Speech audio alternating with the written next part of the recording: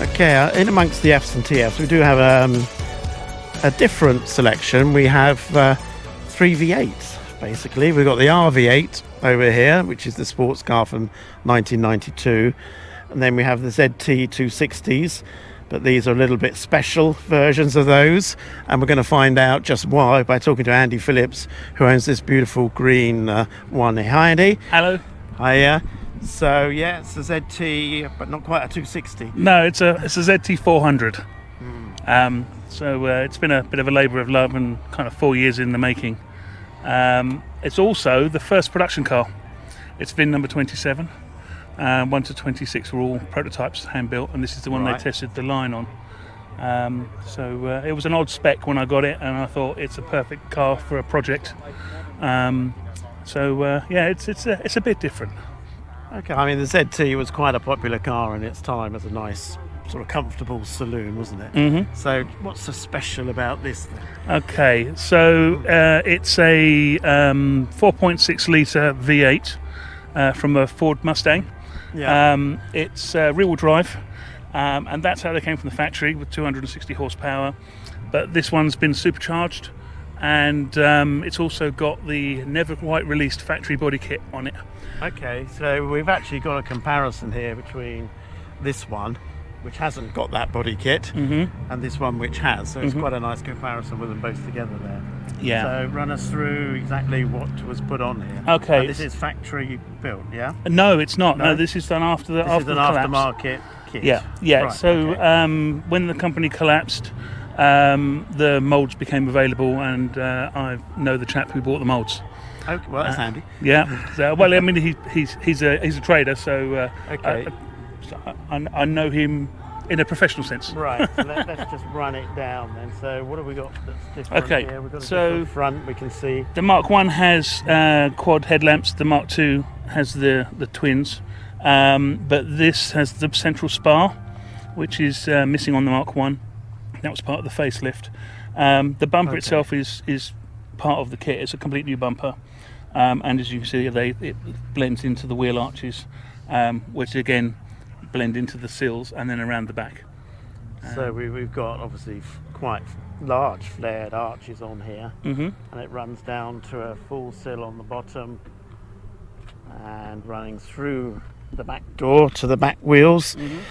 And the bumpers, it must be wider, is it there? Yeah. The bumper is also part of the kit. So this is the whole thing around the back. Yeah. The boot spoiler is from a ZS hatch. All right, okay. And there is a bit of precedent for that. The VIN number 1, the XP500, the one with the grey one with the big green stripe on it that they did all the rounds. Yeah. At one point, it was British Racing Green. It had a number of liveries, and it also had a ZS hatch boot spoiler. So. All right.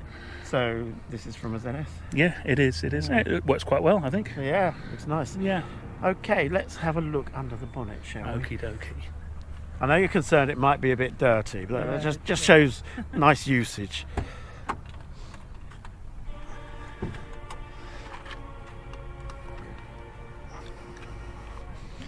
So this is the great reveal here. Great reveal. Ding, ding, ding, ding, ding. There we go. Yeah, a bit of a beast, isn't that? Huh? Tell us about this engine then. Okay, so it's a Ford Mustang 4.6 litre modular V8, and it's been superseded I think twice now, once by the Cobra and now the current one is the Coyote engine, so it's getting a little bit long in the tooth. Yeah. 2 valves per cylinder, so it's a bit ancient technology and a big cast iron block, but completely bomb-proof, so yeah, you can put a lot of power through it and not have too much to worry about generally. So in the standard, it's a 260s. So how is this a 400? Well, it's got a giant supercharger on the top, which is the Ford SVT. It's actually an Eaton M112 blower, and it's running on a Torque Tech overdrive kit, which is the pulley bank at the front. As far as I'm aware, it's the only one with this setup. Generally, there are some supercharged cars out there. There's about 30 with the Kenny Bell, and there's around 10 with a Roosh. Most of them are aftermarket. There are a couple of factory ones. This is the only one with the Eaton, and it's putting out about 400 horsepower to the rear wheels. Yeah, it's quite neat. yeah, but it has got 100,000 miles on it, so Well, it's just seen some action. yeah, no, it's quite a few miles, isn't it? Yeah. It's very nice. And we've got the similar setup in the one next door, haven't we? Mhm. Alex was the owner. He's disappeared now. He was here. I know a little, but I don't want to steal his thunder. Yeah, but it looks very similar. Slightly different supercharger on the top there. Yeah, this is a Kenny Bell. This is a kit developed by Sean Highland in Canada and Dreadnought Garages in Callender in Scotland. They did around 30. Although I understand that this one wasn't done by them. This has been done subsequently or at the same time by somebody else. But it's basically that kit. So this pushes it up to similar to your ones at 400. Yes, it does. Horsepower. Yeah, 400 horsepower. Yeah. Certainly nice, powerful cars, aren't they? Really, they do look the part. Particularly with your body kit on yours, I think. Okay. Doesn't it? It looks a bit.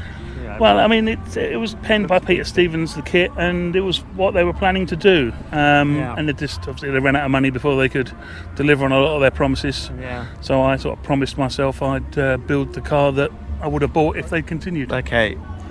Right, shall we just have a quick look at the interior just to see your comfort levels in here? There we go. So okay, so the green dashboard was a monogram option. You can have a colour keyed dashboard if you wanted it. Similarly, the half leather, half Alcantara seats, although the embroidery I've had done. What else can I tell you? There's a CB radio fitted because I'm old school. Yeah, you don't see many of these these days, do you? A nice big aerial sitting on the boot here. Yeah, to be fair, do you use it? I kind of listen in, but there isn't really a lot going on these days. No, but it's really for sort of European touring and stuff like that. When you go in a convoy, 2 or 3 people with a CB, you get up to 10 mile of range, and you don't have to worry about batteries and hands-free and all that stuff. So you've done a fair few miles on this. What, European trips and things? Yeah. I've been around Germany, done the autobahns. Of course. And scared myself silly on there. Yeah, I mean, what sort of speed do you get up to in this? Well, on the autobahn, of course, not in the UK because we can't go. Of course not. No, it's factory limited to 155. On the autobahn in Germany, I got up to 130, 35, and that was it. I thought. A bit scary now. Yeah, I know the car will do what they say it will do. That's fast enough for me. Thank you. Yeah, lovely. Brilliant. Okay, well, thanks very much for showing us around your car.